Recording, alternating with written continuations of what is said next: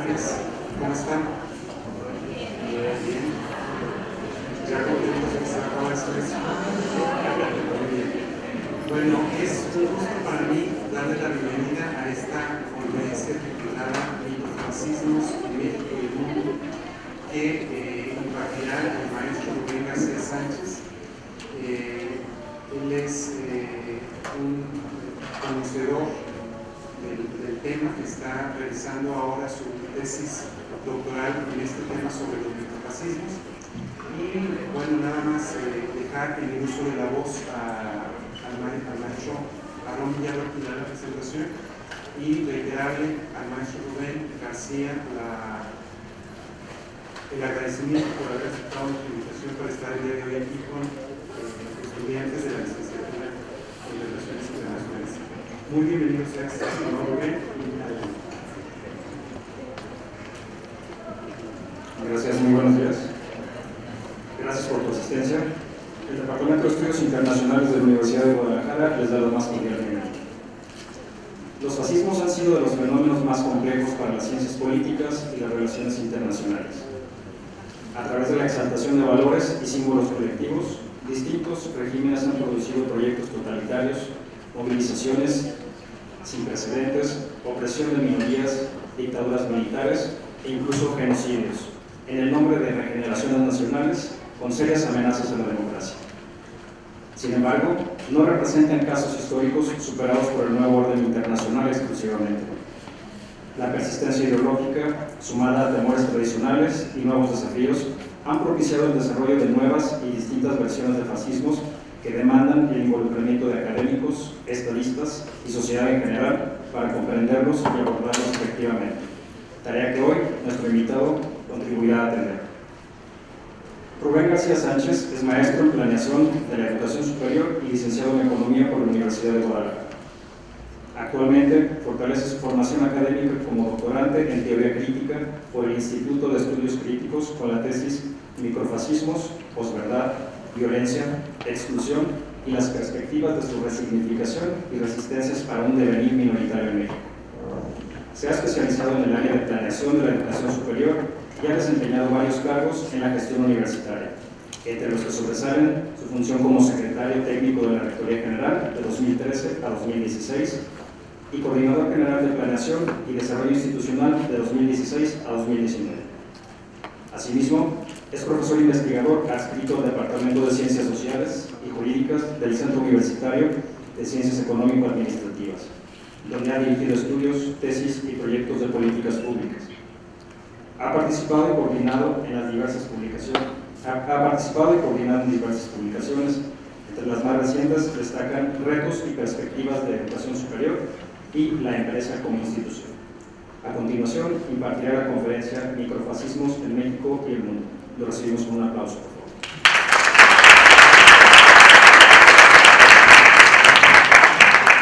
Bueno, buenos días. Pues muchas gracias a todos por estar aquí. Agradezco la presentación que hace el maestro Aarón.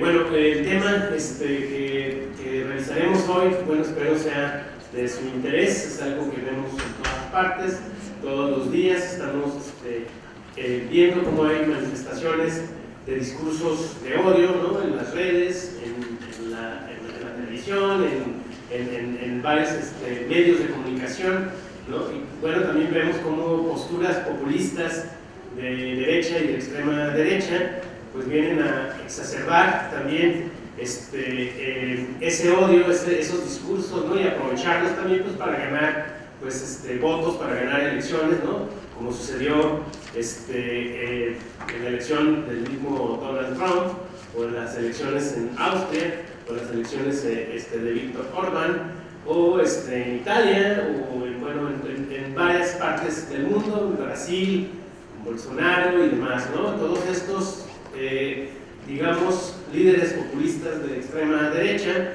pues tienen en común pues, que han utilizado las redes sociales y han utilizado el discurso excluyente y el discurso de odio pues, para llegar al poder, ¿no? Entonces, los microfascismos que vamos a ver ahorita, los microfascismos que vamos a revisar, pues son manifestaciones excluyentes, es microfascismo.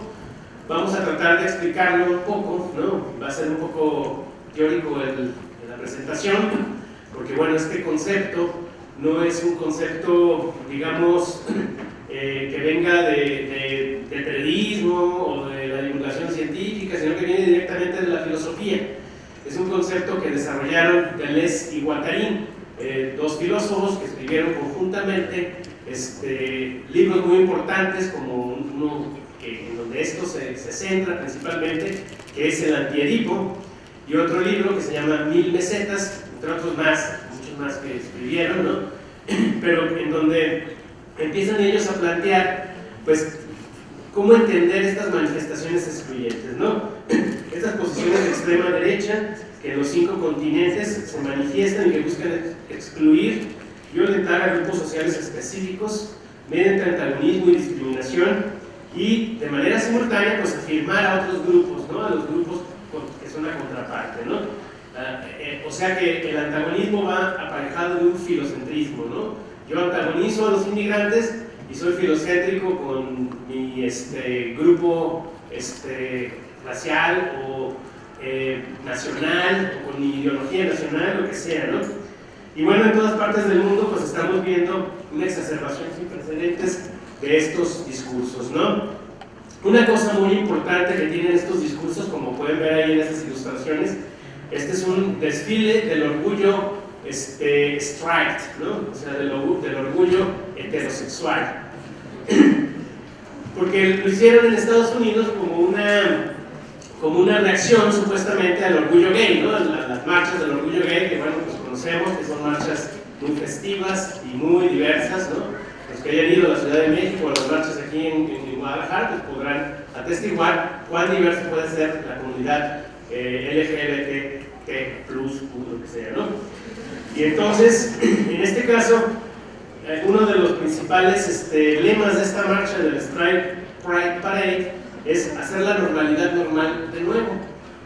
O sea, lo que buscan es la normalidad desde su perspectiva, ¿no? Conformarse a una idea de lo que debe ser lo normal, ¿no?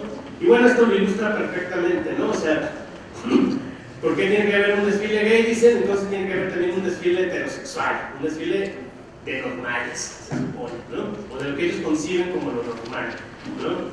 Y entonces, este conformismo es lo que está detrás del concepto de microfascismos, que vamos a ver que está asociado con el deseo, y vamos a ver que está asociado pues, con los planteamientos filosóficos en torno al deseo que desarrollan Deleuze y Guattari. Aquí en México, bueno, pues tenemos a los grupos religiosos, ¿no? Donde dice, bueno, que los niños tienen pene, las niñas tienen vulva, que no te engañen, ¿no? O sea, por el tema de la transexualidad y demás, ¿no? La marcha por la vida, ¿no? Y bueno, como celosamente pues están resguardando una catedral ahí, un grupo de solo hombres contra la marcha feminista, ¿no? No le cambié acá, perdónenme. Entonces aquí está el caso, ¿no? Aquí está el caso que les digo, los niños tienen pene, las niñas tienen vulva, y bueno, otros ejemplos, ¿no? Luego el arzobispo mexicano fue denunciado ante la Secretaría de Gobernación por declaraciones homofóbicas, y luego de esto el prelado dijo que eso era su libertad de expresión y que bueno, pues él tenía derecho de ser homofóbico, ¿no? Aun cuando eso, bueno, pues violente a otros grupos sociales, ¿no? El racismo, bueno, pues lo podemos ver. Vamos a poner unos ejemplos muy rápidos, ¿no? Aquí, por ejemplo, en esta foto dice: felicidades, has destruido 200,000 años de evolución. No estoy seguro de que tus ancestros están orgullosos, ¿no? Ahora, estoy repitiendo ahorita discurso de odio. Este es un discurso de odio, ¿no? Le están dirigiendo a esta persona porque se casó un hombre blanco se casó con una mujer negra, ¿no? Repetir el discurso de odio también lo potencia, o sea, al analizar y al estudiar el discurso de odio lo estamos habilitando. Entonces tenemos que tener una posición metodológica, teórica, para entender y aprender eso, de tal modo que no le afecte a uno, pero que tampoco esos discursos se diseminen de una manera inadecuada, ¿no? Por ejemplo, Amy Siskind, una periodista norteamericana, dice, ese es de ayer, un tweet de ayer, ¿no? Es un ejemplo calientito. Dice, hoy en la América de Trump, ¿no? Un hombre latino recibió ácido en la cara, ¿no?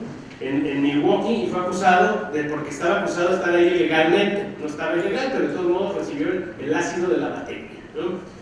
Una familia negra y su fiesta fueron forzadas a cambiar mesas en un restaurante en Jacksonville, ¿no? ¿Por qué? Pues porque eran negros, entonces tenían que cambiarse de lugar. O sea, la segregación se mantiene, sigue existiendo, en cierto modo, ¿no? Aunque no sea institucional, ¿no? Y luego también se encontró que hubo un complot para hacer explotar la más antigua sinagoga de Colorado, ¿no? El tema del racismo en México, bueno, pues también lo podemos nosotros revisar. Hubo un caso de las patronas unidas contra el abuso de las empleadas domésticas, que fueron muy criticadas, ¿no? Porque, bueno, pues entonces estas patronas lo que decían es que las empleadas, pues ellas casi les estaban haciendo un favor, ¿no? Al emplearlas como sirvientas, y que, bueno, pues se tenían que organizar contra esas empleadas domésticas, pues para defender su hogar, ¿no? Y además consiguen su hogar y el empleo de estas personas no como un trabajo de explotación, como cuando no tiene seguro social, no tiene seguro en el trabajo, no tienen horarios fijos, ni mucho menos. Bueno, pues ellas plantean que pues realmente ellos establecen una alianza, ¿no? Con sus trabajadoras domésticas, ¿no? Son sus aliadas, ¿no? Y bueno, el caso de Yalitza Aparicio, ¿no? Con otros discursos que dicen, bueno, que se vista de seda, prieta queda, ¿no? O sea, otra vez, estudiar el discurso de odio implica repetirlo, lo cual no es agradable, pues, ¿no? Los niños migrantes en jaulas en Estados Unidos, ¿no? Migrantes mexicanos, centroamericanos, que, bueno, pues están llegando, están siendo separados de sus familias y puestos en jaulas, así como están en esta imagen de ahí, con una manta de un plástico especial, ¿sí? Duermen en el piso, en unos colchones, no se pueden bañar, no tienen, si un niño pequeño de 3 años, bueno, pues tiene algún problema, una enfermedad, pues no tiene a sus padres para que lo cuiden y demás, ¿no? Es un crimen de lesa humanidad esta separación de los niños en la frontera, ¿no? El tema de la homofobia y el aborto, bueno, la nueva ley de salud de Nuevo León apela a la objeción de conciencia para que los médicos puedan negar servicios a la comunidad LGBT.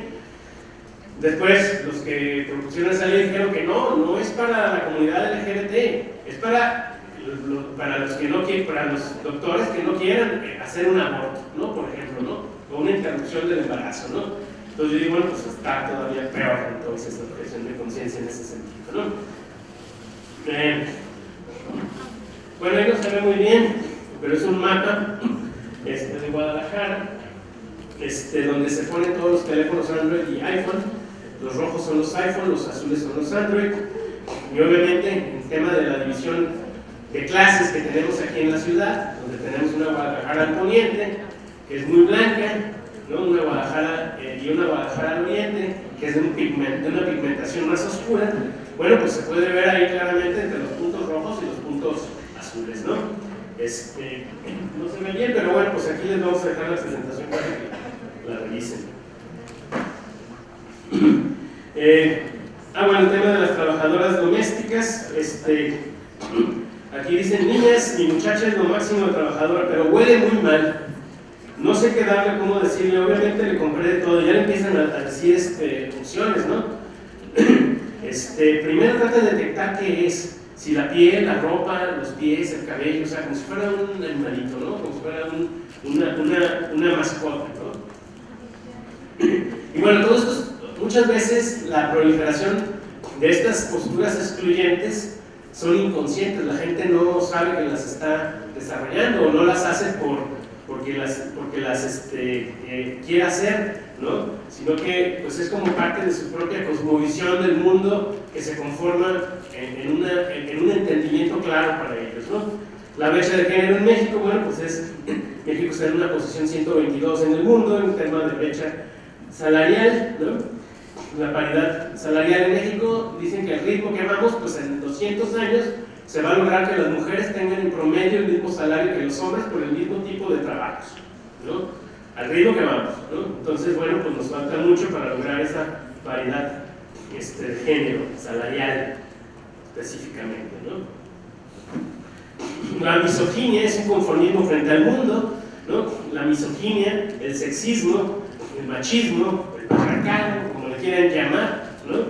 Es una forma, es un mecanismo mediante el cual las personas se conforman a su mundo, ¿no? El mundo tiene para todos un sentido y todos queremos que ese sentido prevalezca. Entonces, uno de esos sentidos es precisamente pues, que las mujeres tienen que estar subordinadas en la sociedad en la que vivimos, y este es un ejemplo más. Yashar Ali, un periodista norteamericano, dice: Keanu Reeves está ahorita como tendencia porque ha decidido tener una relación con una mujer, una artista que se llama Alexandra Grant, ¿no? Que está dentro de su rango de edad, ¿no? Ella tiene 46 años y Keanu Reeves tiene 55 años, o sea, están como en 9 años de diferencia, por lo tanto están en su rango de edad, ¿no? Entonces, el mundo al que todo el mundo se supone debiera conformarse es un mundo que no es el de Keanu Reeves, porque Keanu Reeves, como es un gran artista, bueno, pues podría darse el lujo fácilmente pues conseguir una chica de 20 años, ¿no? Y lo que está detrás de esto es precisamente cuál es el valor de la mujer en la sociedad en la que se vive, ¿no?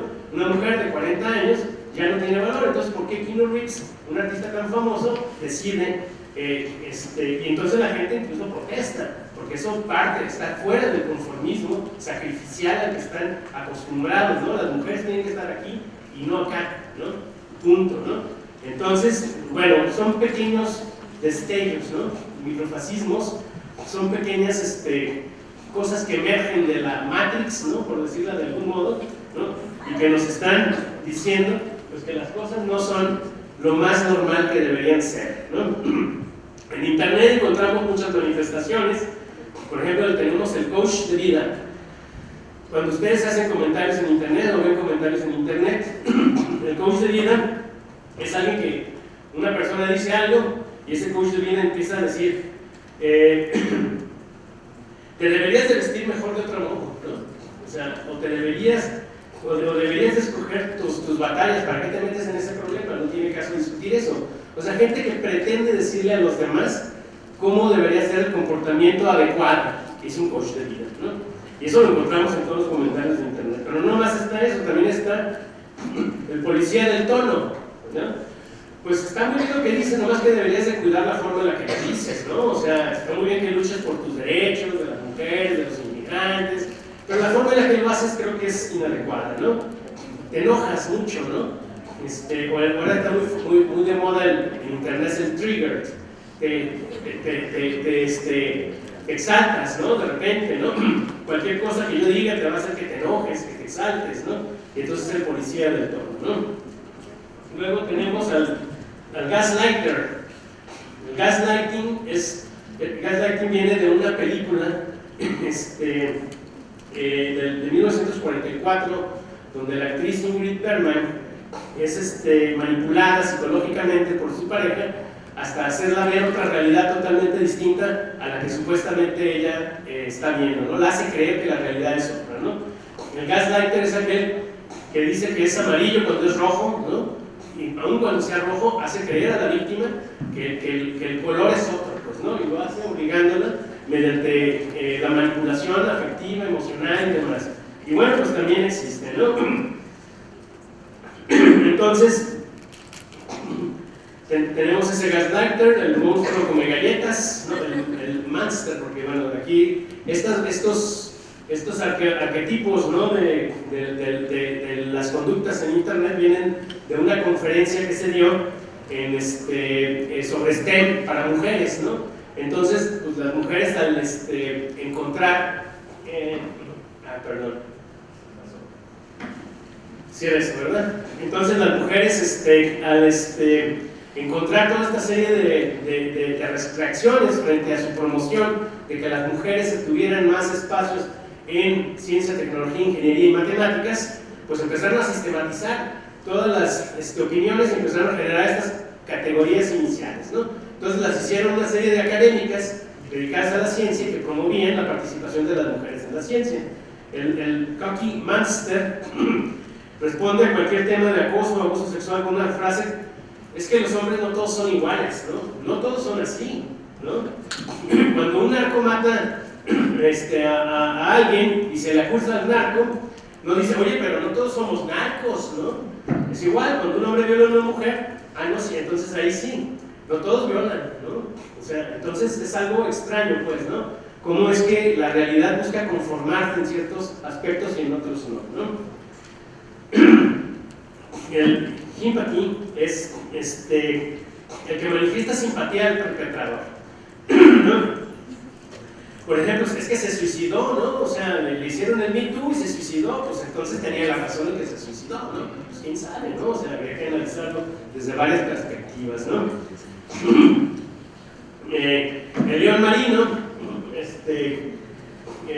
viene de un cómic, es una foca que salía así, estaba el barco y salía una foca y nadie pedía a la foca opinión, pero la foca salía siempre a dar opinión a los marinos del barco, ¿no? Igual aquí el león marino es alguien que nadie está buscando su opinión y pum, aparece, ¿no? Aparece metiendo su cuchara, ¿no?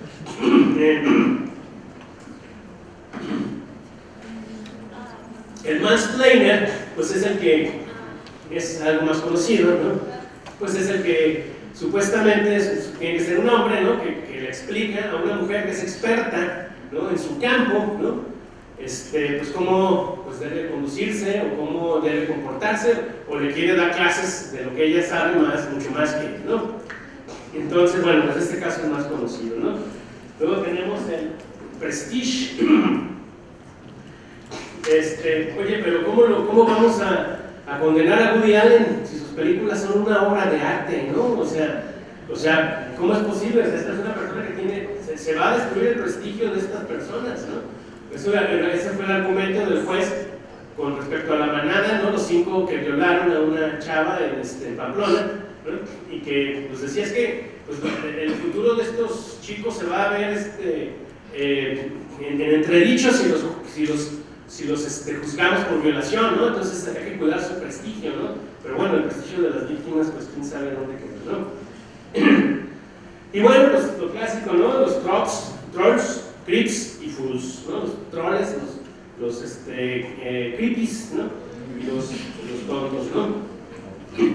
Y bueno, pues esos son los que más pululan, ¿no? O sea, simplemente aparecen y aparecen, ¿no? Hay manifestaciones muy pequeñas de microfascismo, ¿no? Que se pueden ver en la vida cotidiana, en las cosas que se hacen todos los días, ¿no? Pero hay microfascismos más amplios, ¿no? O con consecuencias más fuertes, ¿no? Por ejemplo, este símbolo, ¿no? Que nosotros lo conocemos como OK, se empezó a popularizar en Europa y en Estados Unidos como el símbolo del supremacismo blanco, ¿no? Inclusive los que lo usaban el símbolo decían, bueno, pues es que es algo inocente, es una broma, esto no es cierto, ¿no? Esto no importa, es un simple símbolo que estamos jugando con él para trolear a los que se ofenden por el supremacismo blanco, por nuestro racismo, ¿no? Y bueno, era una broma, ¿no? Hasta que el asesino islamofóbico de Nueva Zelanda transmite en vivo por Facebook la matanza de 50 personas, ¿no? Musulmanes, ¿no? En Nueva Zelanda. Y bueno, cuando lo están deteniendo, pues pueden ver que tiene el signo tal cual, ¿no? de la supremacía blanca, ¿no? Y tiene un manifiesto, ¿no? Que es una lectura verdaderamente atroz, pero que bueno, pues en ese manifiesto, pues lo único que hace es llevar a su conclusión general, pues todas las ideas que están siendo diseminadas por políticos como Trump, como Bolsonaro, como Víctor Orbán, como otros más, ¿no? Entonces, aquí, bueno, no se va a ver muy en detalle, pero hay un sitio de ultraderecha también que se llama Zero Hedge, que oculta su ultraderecha con supuestos argumentos técnicos y análisis de la bolsa de valores, pero bueno, pues es muy difícil que oculte realmente la perspectiva que manejan, ¿no? Y bueno, pues aquí dicen, por ejemplo, aquí dicen que su manifiesto el manifiesto del asesino de Nueva Zelanda, hace más sentido que 20 años de narrativa de los medios de comunicación. Ya ven que Trump está en contra de los medios de comunicación, ¿no? Que para ellos son el enemigo del pueblo, ¿no? Bueno, pues ellos reproducen este discurso aquí en esta desde esta otra perspectiva, ¿no? Y entonces, como pone ese signo, ¿no? Otro de los troles de ahí de ese sitio, Sirrofetch, dice: yo creí que su rol era, yo creí que estaba preguntando si estuvo bien lo que hizo, ¿no? Si le salió bien, ¿no? La matanza, ¿no? O por ejemplo, ¿no? También dicen, bueno, es que la viuda de uno de los que se murieron ahí dice que no odia al asesino porque pues, le pareció mejor que hayan matado a su marido, ¿no? O sea, ese tipo de comentarios pues son los que se pueden ver, ¿no? En estos tipos de lugares, ¿no? Bueno, eso es lo que vemos, ¿no? En diario, en todas partes, se reproduce en El Paso, Texas, ahora también con la matanza de latinos, ¿no? Y en donde ustedes quieran, ¿no? Se puede, y se va a seguir reproduciendo, ¿no? Se va a seguir construyendo cada vez más esta perspectiva, ¿no? Y bueno, pues el problema que yo pretendo desarrollar en el trabajo de investigación, pues es saber cómo es posible la existencia de universos simbólicos, esos universos, ¿no? de imaginarios sociales, ¿no? Que buscan perpetuar la subordinación de grupos sociales a mandatos específicos o roles preestablecidos. Tu mujer debe ser esto, tu mujer a los 45 años ya no puede ser deseada por Keanu Reeves, y todas tienen que entender eso, ¿no? Y sobre todo entender cómo los integrantes de esos universos, ¿no? Legitiman e incluso negan tales subordinaciones para sí mismos, ¿no? Las exigen para sí mismos, pero también las exigen para todos los demás, ¿no? Y eso es lo fundamental, ¿no? Que las exigen para los demás. Ojalá nomás las dijeran, sí, yo estoy en contra del aborto y yo no voy a votar.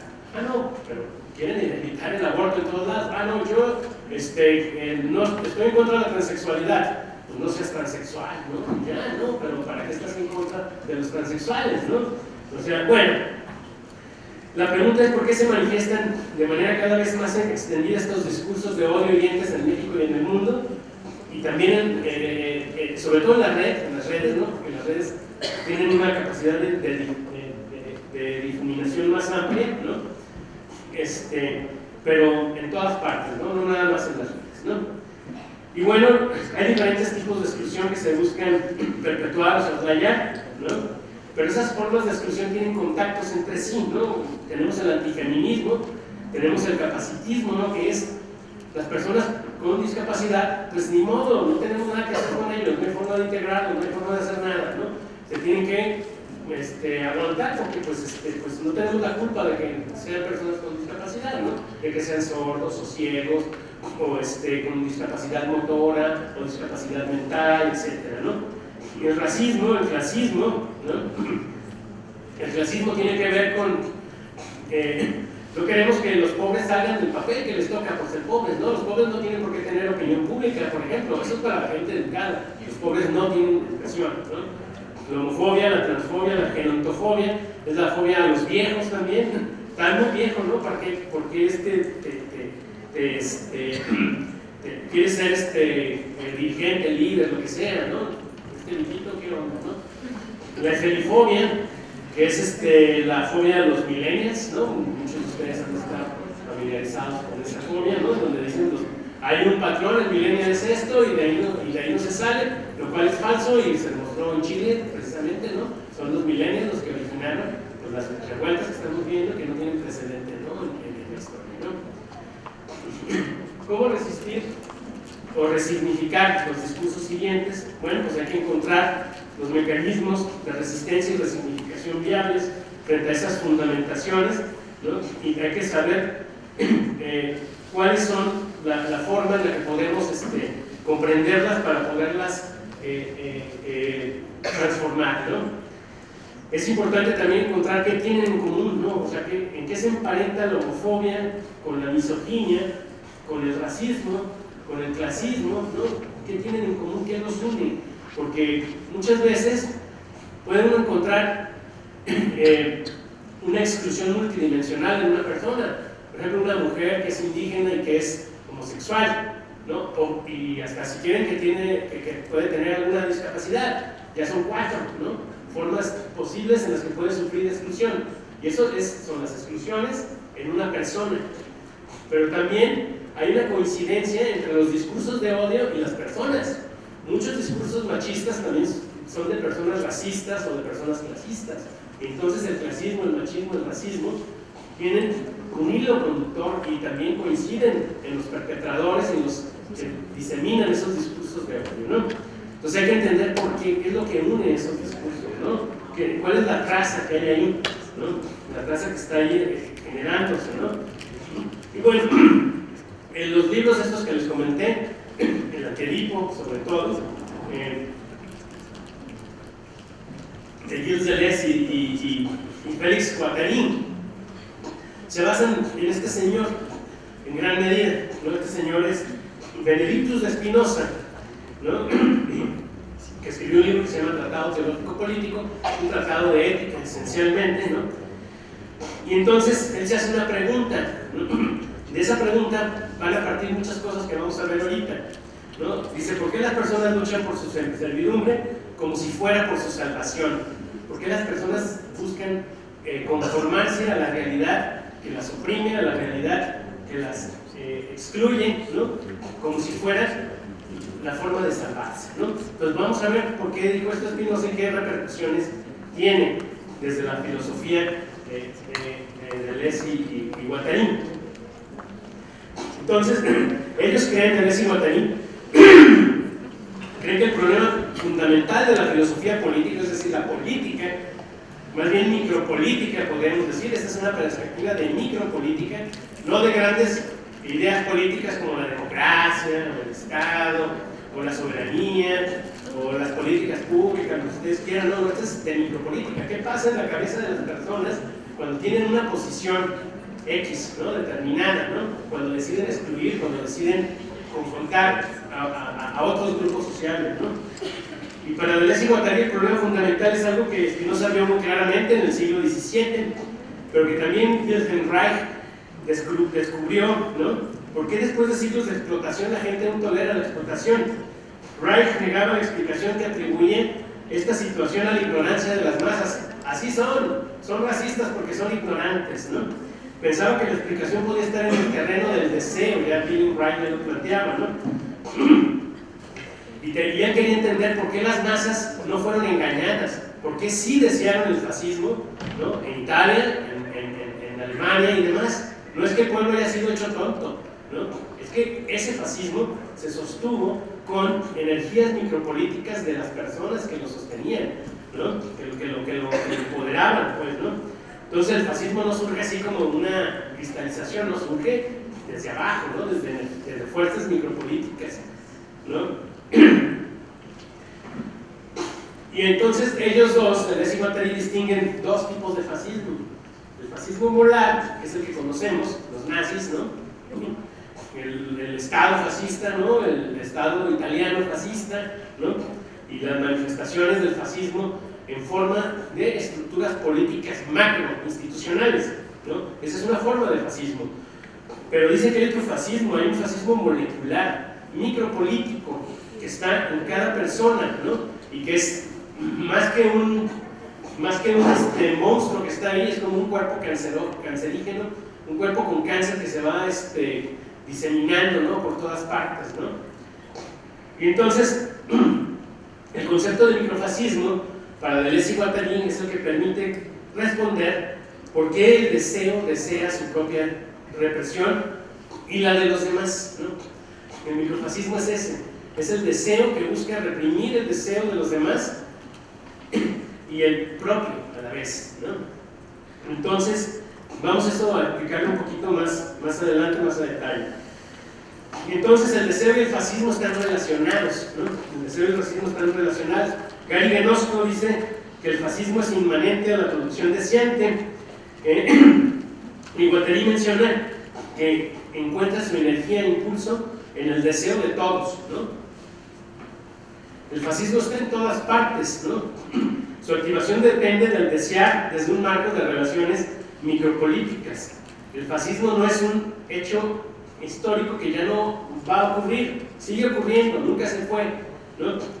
Guattari identifica tres enfoques para el estudio de estas inversiones libidinales, o sea, inversiones de deseo o ejercicios del deseo.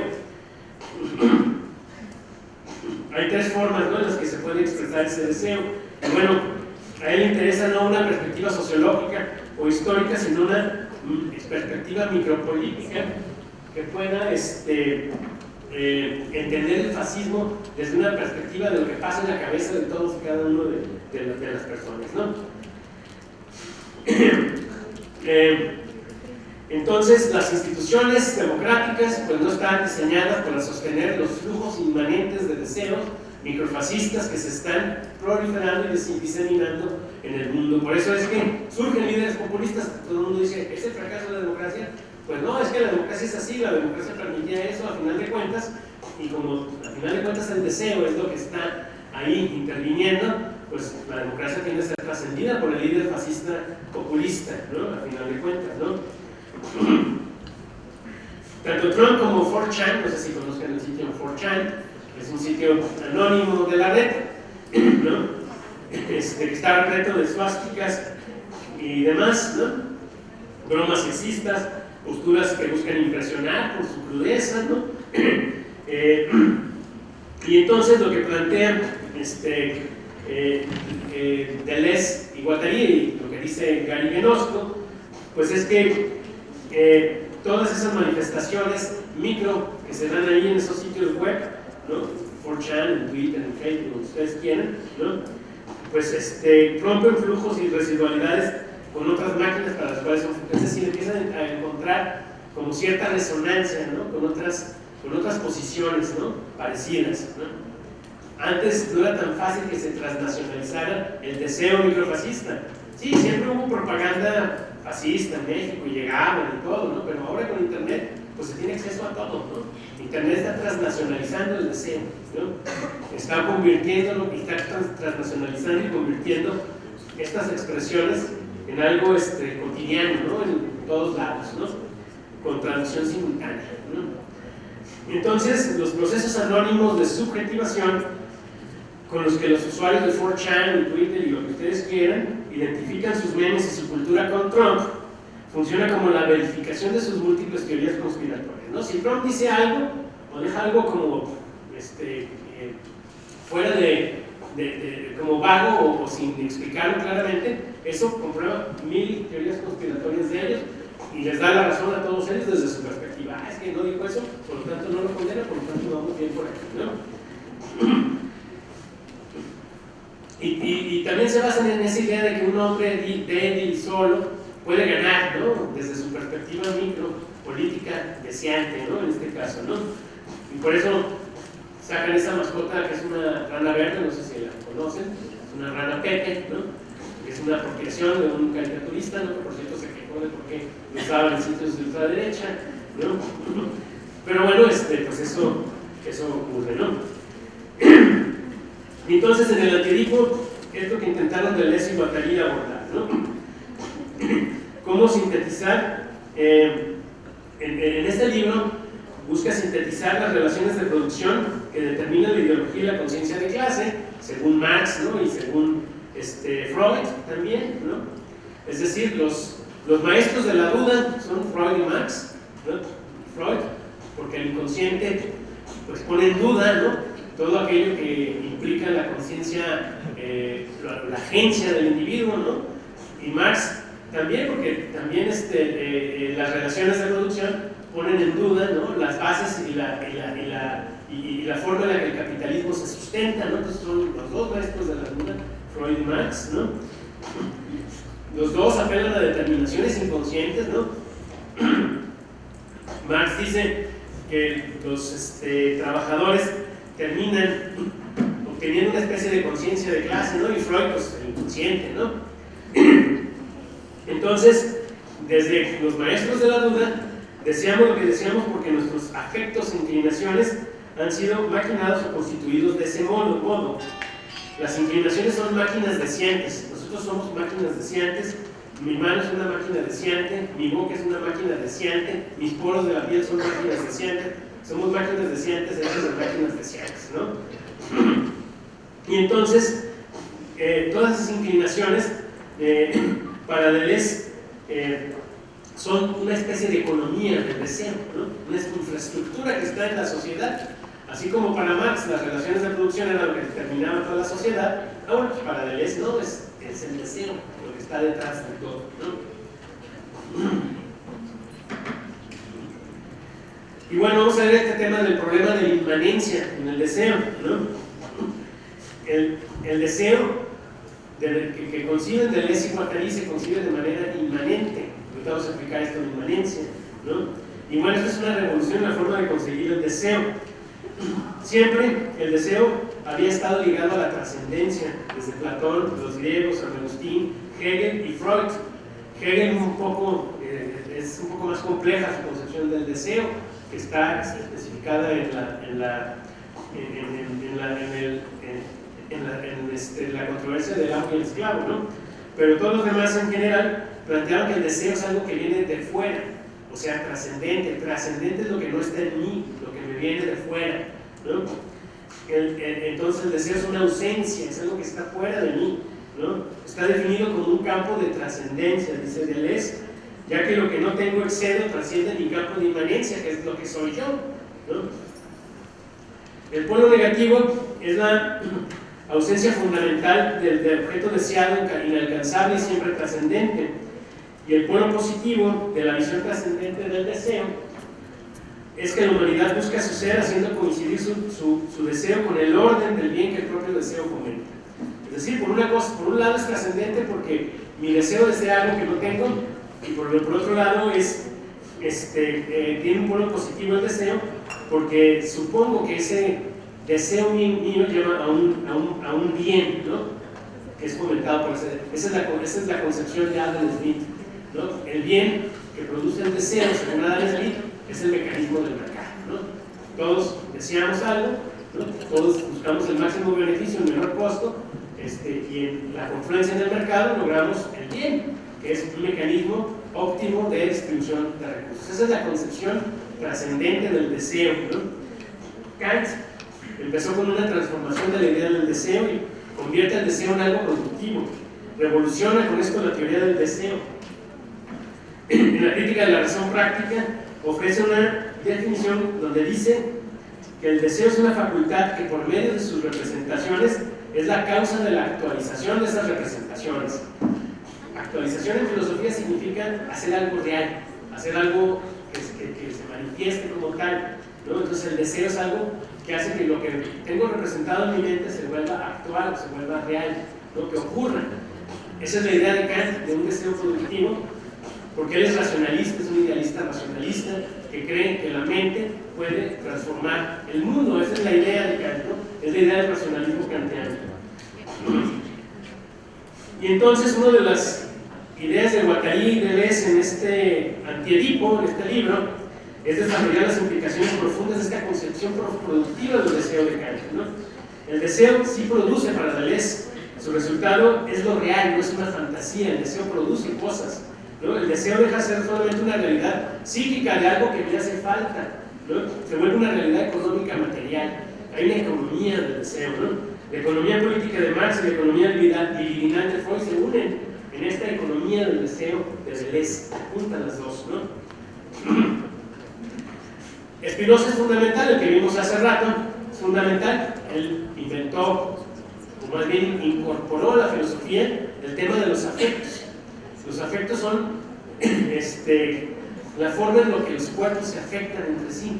Si yo veo una persona que me cae mal, pues trato de esconderle porque siento que saludarla me produce un afecto, como diría Spinoza, triste, que reduce mi potencia de actuar, ¿no? Es alguien que no quiero ver, me escondo. Pero en cambio, si veo a otra persona que sí quiero ver, la busco, la procuro, porque ese me produce un afecto alegre, algo que yo busco, que deseo, ¿no? Entonces, Spinoza distingue entre afectio y affectus, ¿no? Y él, como buen ilustrado, ¿no? Como buen miembro de la ilustración, pues los pone en un plano geométrico, ¿no? Y entonces pone por un lado los afectios, ¿no? Y por otro lado los afectus. Entonces,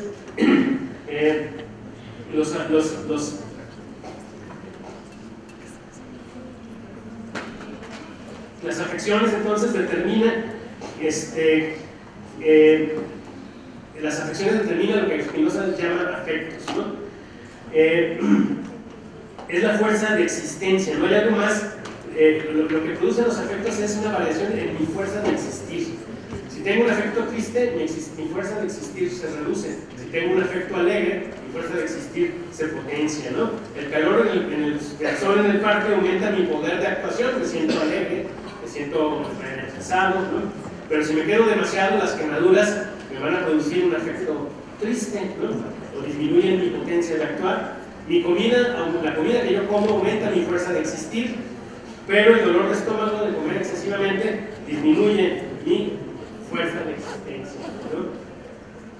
Entonces los afectos crean un régimen de variación continua, siempre en ascenso y caída, ¿no? Eso es el afecto afectivo. Los afectos están en un plano y los afectos son como las variaciones entre los afectos, ¿no?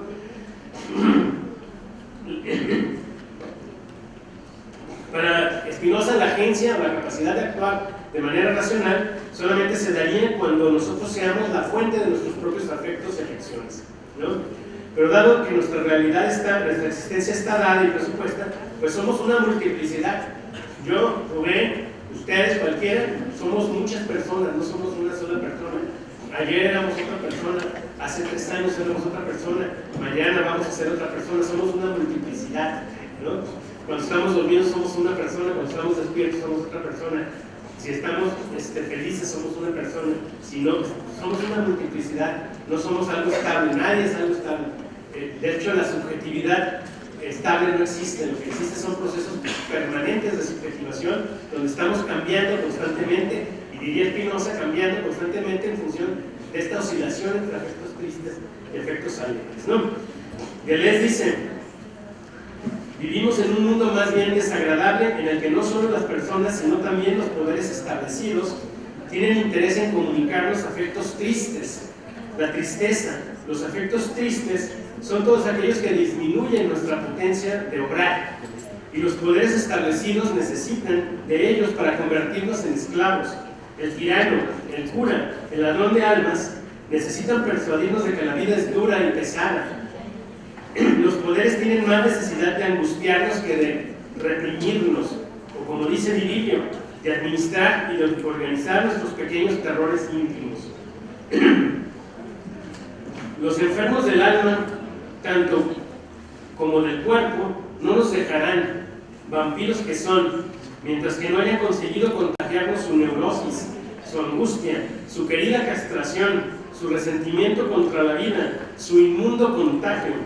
Todo es cuestión de sangre. No es fácil ser un hombre libre, huir de la peste, organizar encuentros, aumentar la capacidad de actuación, afectarse de alegría, multiplicar los afectos que expresan o desarrollan un máximo de afirmación.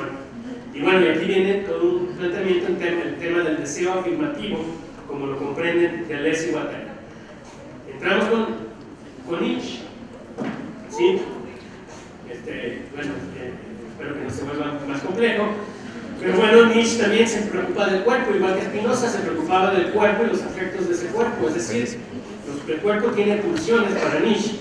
Nietzsche propone usar el cuerpo y no la mente como modelo para la filosofía. Dice: estamos equivocados, Descartes estaba equivocado, eso de separar el cuerpo y el alma fue un error analítico fundamental. El cuerpo no se puede separar del alma, no se puede pensar que hay dos cosas diferentes, ¿no?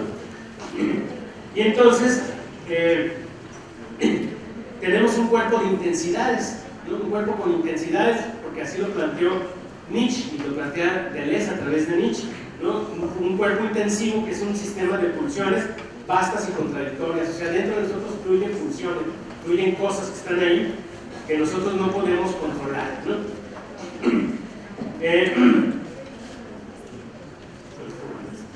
Entonces las pulsiones son desconocidas en su mayoría por la conciencia, no se las preguntan, ¿no? La conciencia no dice: esta es mi pulsión el día de hoy, simplemente actúa la conciencia, y más bien la conciencia es modelada en gran medida por esas pulsiones, ¿no? Y entonces, pues esto vuelve la relación entre afectividad y política aún más compleja, ¿no? Entre el deseo y la micropolítica, que es lo que se convierte en un microfascismo, pues lo vuelve mucho más problemático, ¿no? La tradición liberal supone que los individuos, los sujetos, somos agentes racionales que eligen, adquieren bienes y que votan con una intencionalidad siempre consciente de la creación de su responsabilidad. Bueno, pues para Nietzsche esto no existe, ¿no? Para Nietzsche, eso del individuo totalmente libre y consciente del rational choice, de las tradiciones neoclásicas en economía y demás, pues ese no puede existir realmente, ¿no? Y entonces, bueno, ¿qué efectos tiene esto? Las pulsiones, los afectos, el deseo para la política democrática, que es lo que nos va a importar. Vamos a regresar a la pregunta fundamental, ¿no? ¿Cómo es que el deseo puede desear su propia represión? La respuesta es que si el deseo es parte de la infraestructura, es decir, hay una economía del deseo, nuestros afectos y pulsiones forman partes de cualquier ensamblaje social, cualquier estructura social que nosotros podamos concebir, está también mediada por nuestros afectos y por nuestros deseos, ¿no? Y por lo tanto es inevitable que nuestro deseo fundamental sea por mantener el sistema social del que formamos parte, porque conformarnos a ese sistema en el que estamos inscritos y que pues todos los demás también se conformen al mismo, ¿no? Los mercadólogos saben desde hace tiempo que pueden manipular nuestros afectos, desviarnos de nuestros intereses. Es lugar común decir que la gente vota a veces en contra de sus propios intereses en las elecciones, ¿no? Las elecciones se pelean ahora en el nivel del deseo inmanente, ¿no? El deseo inmanente nunca está libre, siempre está atado a ensamblajes maquínicos que están colmados de interacciones, ¿no? Entonces, el deseo es un concepto político más básico incluso que el concepto de poder. El poder está por encima del deseo, el deseo conforma el poder, ¿no? Organiza el poder y por lo tanto el deseo organiza su propio sistema de represión, ¿no? Todos los deseos al organizar estructuras de poder generan estructuras que suprimen ese mismo deseo que las genera, ¿no? Entonces, bueno,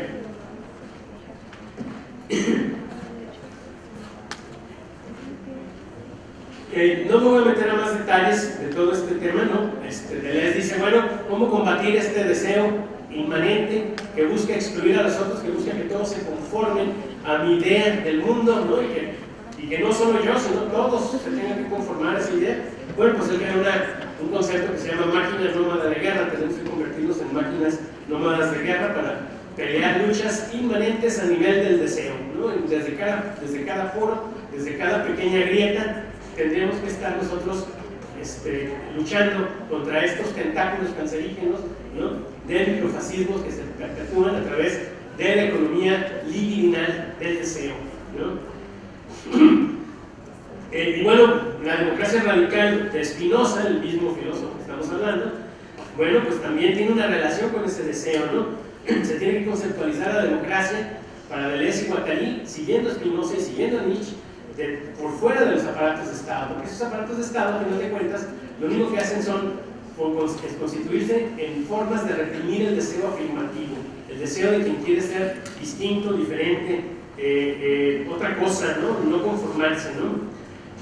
Y bueno, ¿cómo romper los ensamblajes de enunciación que están en todos lados y que nos dicen, ¿no? Cómo debemos comportarnos, ¿no? Inclusive, lo que dicen Deleuze y Guattari, saben que el deseo ni siquiera está, que el lenguaje ni siquiera está hecho para que se cree en él. O sea, la comunicación no es para que tú creas, para que debatas. La comunicación es para obedecer y hacer que se obedezca. Por eso estos discursos, estas conferencias que están en línea, no están hechas para discutir con ellas, no son para razonar. Son para imponer una visión del mundo a la cual te tienes que conformar. Por eso es que es tan estéril y tan difícil desmontar el discurso de odio, ¿no? Porque el discurso de odio no está construido racionalmente y no está, porque siempre que encuentres una lista por un lado, van a encontrar otra lista por otro. El discurso de odio está buscando comunicar el orden social, ¿no? Está buscando comunicarnos, decirnos cómo deben ser las cosas. A esto te tienes que conformar. Estos sacrificios son los que tienes que hacer, ¿no? Los grandes y pequeños gestos, en este caso para el tema del feminismo, para organizar los cuerpos de las mujeres, son producto de poderes diseminados en las personas, el lenguaje y los afectos.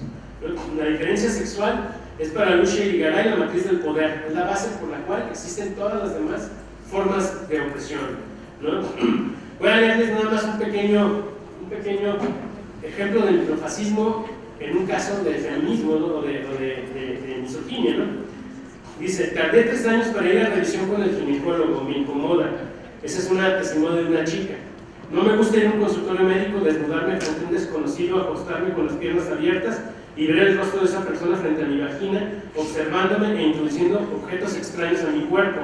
Me resulta vergonzoso. Odio pasar por esta desagradable experiencia cada año. El especialista que me atiende es un médico jubilado, fue mi compañero de trabajo, ha sido mi ginecólogo durante 13 años. Desde que lo conocí me dio confianza. Un hombre serio, respetuoso, trabajador, responsable. Siempre estaba en la biblioteca del hospital leyendo libros de medicina. Todas las veces que fui a su consultorio privado, iba sola. Me saludaba con afecto antes de la revisión de rutina. Platicábamos de sus viajes, sus hijos. En la última ocasión todo fue igual. Hablamos sobre el clima, el trabajo, los viajes. Me pasé al cuarto, me desnudé, me puse la bata, me acosté en la cama, abrí las piernas, le dije que ya estaba lista. Me dijo que esta vez era necesario hacer una ecografía vaginal, parado, frente a mí. De repente se detuvo y me vio a los ojos y me dijo: hacía tanto tiempo que no venías, ya tenía ganas de verte. Sentí mucha vergüenza, me sentí confundida, rara, traté de mirar a otro lado. Yo estaba desnuda y él parado a mí, viéndome a los ojos, ¿no? Él notó mi incomodidad, cambió de tema y siguió con el procedimiento. Al salir del consultorio decidí no regresar nunca más, ¿no? O sea, este es, a final de cuentas, el compañero de trabajo y demás, pues decidió pues, plantearse, transgredir, ¿no? la parte del respeto hacia la otra persona. ¿Por qué? Porque ¿no? Que tenía el poder en ese momento, ¿no? Bueno, no voy a detenerme mucho en este tema, ¿no? Pero simplemente plantear que el tema de el patriarcado, las relaciones de poder entre hombres y mujeres son las más extendidas, ¿no? Es digamos que las formas de microfascismos más generalizadas que existen y también las más normalizadas. ¿Por qué? Bueno, pues porque van dirigidas a la mitad de la población, ¿no? Simple y sencillamente, ¿no? El feminicidio es la forma más extrema de violencia patriarcal, pero no es la única. Este otro es otra forma de violencia, la del ginecólogo, ¿no? Y podemos encontrar otras pequeñas y otras más grandes y diferentes, pero todas están emparentadas. El feminicidio, esa mirada en los ojos, no son iguales, obviamente, ¿no? Pero están emparentadas, están dentro de la misma infraestructura de deseo, ¿no? Que hace que dice que las mujeres se tienen que conformar a un rol, que es el de ser objetos, ¿no? A final de cuentas, ¿no? Como también Keanu Reeves, porque tiene la osadía, ¿no? De romper esa economía liminal, ¿no? Esa economía del deseo, que está ahí a la que todos nos debemos conformar, ¿no? Y bueno, pues ya sabemos, ¿no? Ya lo dijimos, las redes sociales pululan de microfascismos, ¿no? Bueno, ya quisiera meterme mucho más a otros detalles, ¿no? En temas de microfascismos y patriarcado, ¿no? Simplemente señalar, ¿no? Que la matriz del poder, según Rita Segato, según Luce Igueray, y también según Judith Butler, y según Jacques Derrida, y según muchos otros teóricos, ¿no? Que han trabajado el tema del feminismo, está establecida en lo que se conoce como falogocentrismo, ¿no? Es un orden social en el que estamos inscritos, que tiene que ver con el lenguaje, que tiene que ver con el deseo, ¿no? Que está inscrito en todos y cada uno de nosotros, ¿no? Y es la piedra angular, eje de gravedad del edificio de todos los poderes, dice Judith Butler, ¿no? La dominación de género es el molde primordial de todas las demás formas de dominación, es lo que plantean estas teóricas, ¿no? Entonces, si queremos encontrar una traza de la exclusión, pues tenemos que empezar por entender la traza de la exclusión que se produce por la diferencia sexual, ¿no? Y es la primera que hay que entender, ¿no? Y es la más compleja quizá de todas, ¿no? Porque todo el mundo está de acuerdo en condenar el racismo, ¿no? Pero no todo el mundo está de acuerdo en condenar el machismo. Ustedes pueden ver en las pláticas en familia, con sus amigos y demás, que no todo el mundo está de acuerdo en que incluso el machismo exista, ¿no? El racismo sí, no hay problema, y cualquier manifestación racista podrá ser condenable, pero hay muchas formas de sexismo, de machismo, de patriarcalismo, ¿no? Que no están dispuestas a ser cuestionadas y que terminan siendo reducidas a no todos los hombres son los que hacen eso, ¿no? O no todos los hombres matan, ¿no? O por qué además de feminicidios no hablamos de homicidios, ¿no? Como ahora, no me acuerdo qué han puesto bueno, el Bronco, ¿no? Entonces, sí, o sea, parece que es muy difícil entender que la causa del feminicidio es muy diferente a la de los asesinatos de hombres, ¿no? El feminicidio, la causa es que el hombre hace del cuerpo de la mujer su propiedad, ¿no? Se siente con la propiedad de ella para tratarla, para ejercer el poder sobre su vida, ¿no? Es muy diferente a un asalto o una muerte por entrenar y cosas de ese tipo, ¿no? O sea, es algo muy diferente, pero no, parece que es imposible que hay grupos que para los que es imposible entender eso, ¿no? Entonces, ¿cómo combatirlo, no? Ya dijimos, esto no tiene forma de ser combatido racionalmente, ¿no? Para Deleuze la única forma era convertirnos en micromáquinas de guerras nómadas, en donde desde cada grieta estuviésemos nosotros luchando contra todo esto, ¿no? Está diseminado en todas partes, ¿no? Está diseminado cuando alguien le dice oaxaquita a alguien moreno, ¿no? Cuando alguien dice en México el racismo no existe, por supuesto que existe, ¿no? Igual que peor que en muchos otros lugares, ¿no? Entonces, bueno, pues ahí dejaría yo, ya serían los meternos más a otros detalles, pero bueno, ahí les dejo también la presentación para el que la quiera tener, bueno, pues tenga los datos. Y bueno, si tienen preguntas o dudas, pues pasamos a eso, ¿no? Y perdón si me extendí demasiado.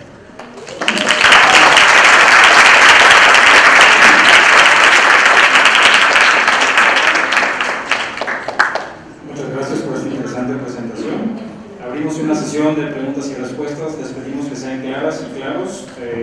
Vamos a tomar primero un bloque de 3 para que puedan ser anotadas y eventualmente respondidas con nuestro expositor. Levanten la mano, por favor. Sí, tenemos una ya. 2 en medio. Gracias.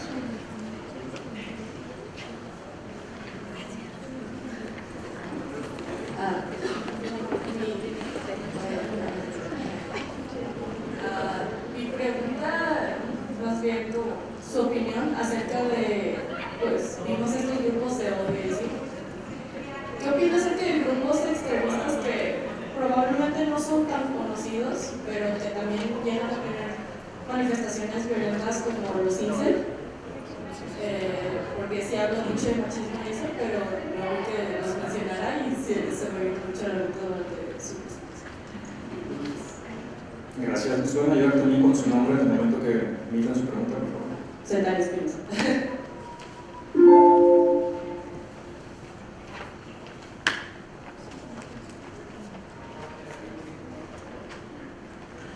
Perdón, no sé si hay otra pregunta o vamos a empezar adelante. Sí, de este lado.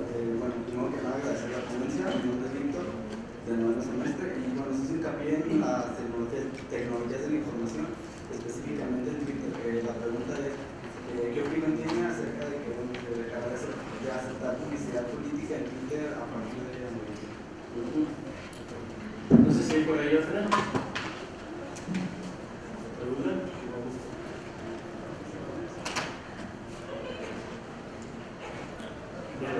Bueno, entonces respondiendo primero el tema de los incel, involuntary celibates, ¿no? Es un grupo social que se ha también popularizado en gran medida por el internet, ¿no? Por varias comunidades en las que estos involuntarios célibes pues pululan, ¿no? Y lo que plantean ellos es que, bueno, como hombres, pues tú tienes una libido, ¿no? O sea, tienes, entonces como pues naturalmente tú tienes una libido, pues entonces tendrías el derecho natural de ejercer esa libido, ¿no? Y por lo tanto tendrías el derecho natural al cuerpo de una mujer, ¿no? Y bueno, pues lo que ellos ven es un orden social injusto que les ha negado ese derecho a tener el cuerpo de una mujer, ¿no? Para satisfacer su libido, ¿no? A final de cuentas, y entonces denuncian a la sociedad, ¿no? Que es una sociedad que los ha discriminado, una sociedad que los ha orillado, ¿no? A los márgenes y demás, que es una sociedad donde las mujeres solamente les gustan los ricos o son mojigatas, ¿no? Y entonces pues ellos se quedan excluidos y eso les parece profundamente injusto, y entonces empiezan a categorizar a las mujeres como Stacy's o como Becky's, ¿no?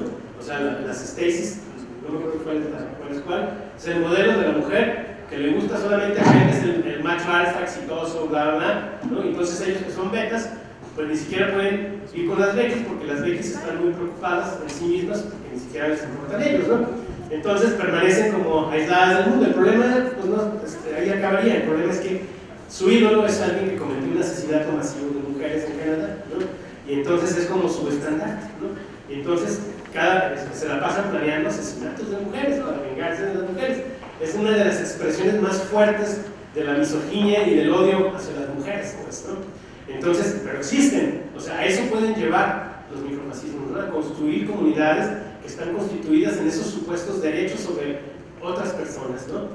Bueno, ese es el caso de los UNCEL. El caso de lo de la comunicación política en Facebook y Twitter, bueno, pues Mark Zuckerberg fue acusado y tuvo que tener una comparecencia en el Parlamento británico por el papel de Cambridge Analytica en el Brexit, ¿no? Y que, bueno, cada vez se está demostrando más que fue una elección fraudulenta, la del Brexit, que estuvo manipulada por las redes sociales y por múltiples espacios, ¿no?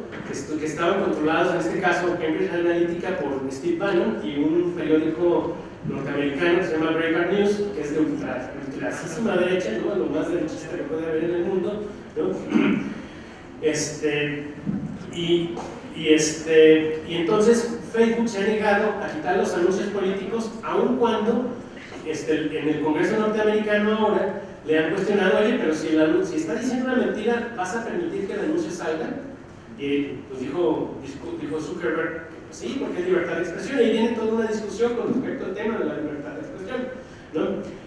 Jack, el dueño de Twitter, pues para no meterse en ese problema y porque también ha recibido muchas críticas al respecto y demás, pues prácticamente dijo toda la comunicación comercial política va a salir de Twitter, ¿no?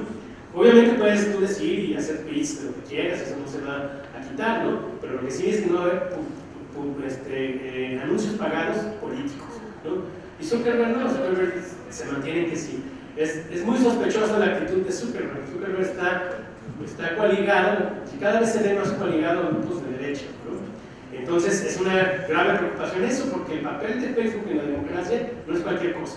El mundo de las redes digitales ya es el mundo real, ya no es algo imaginario, ¿no? Ya está ahí, y por eso lo que ocurre ahí, el discurso de odio que se da ahí, el discurso político que se da ahí, tiene repercusiones reales, ¿no? Y dicen que bueno, ya cada vez se ve más claro que una de las repercusiones de toda esa manipulación en las redes sociales y todos los discursos de odio en las redes sociales, pues es el ascenso de la ultraderecha en varias partes del mundo, la victoria de Trump y también la decisión del Brexit, ¿no? Entonces, pues sí, es la discusión en la que se está ahorita, ¿no? Quitarlos o poner a alguien que diga cuáles sí, cuáles no porque son ciertos o cuáles no porque son falsos, pues es todo un tema, ¿no? De discusión ahorita que no se va a resolver en el corto plazo, ¿no?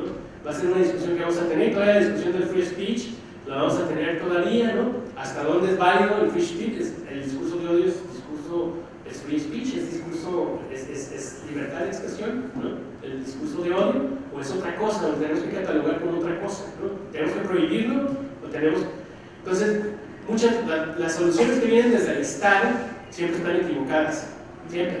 ¿Por qué? Porque el Estado, como ya dijimos, lo único que busca es mantener el estado de cosas de esa economía libidinal del deseo en la que estamos inmersos, ¿no? Que hace que busca que nos conformemos y que digamos nos tenemos que sacrificar. Esta es la realidad y no es otra, y mi sacrificio tiene que ser así porque no hay de otra. Es la realidad sacrificial del capitalismo, ¿no? En la que vivimos, ¿no? Entonces las decisiones del Estado no tienen ninguna garantía de nada. Cuando el Estado dice hay que usar el lenguaje inclusivo, es una tontería porque eso no va a resolver nada al final de cuentas, ¿no? El lenguaje inclusivo no es ni siquiera el problema, ¿no? Además eso no, una decisión desde el Estado no lo va a resolver. Igual si el Estado dice vamos a prohibir el discurso de odio, pues lo único que va a generar es un mecanismo para la censura. Entonces la única forma es resignificar y resistir esos discursos desde el nivel micropolítico y otra vez como máquinas de guerra nómadas dirían Dales, ¿no? Lo cual pues no es fácil porque tendríamos que involucrarnos, que es lo que está pasando en Chile en gran medida, ¿no? Decidió la gente involucrarse y la economía neoliberal supuestamente más exitosa del planeta, pues está siendo puesta en entredicho sin parar todos los días. O sea, ayer en Plaza Italia tal vez estuvo lleno de personas, ¿no? O sea, entonces, pues es un asunto que no acaba y bueno, pues nos está atravesando en todas las dimensiones de la realidad, no solamente en las redes sociales, ¿no? Bueno, no sé si hay otras preguntas. Si no hay más preguntas, agradecemos su asistencia. Muy buenos días.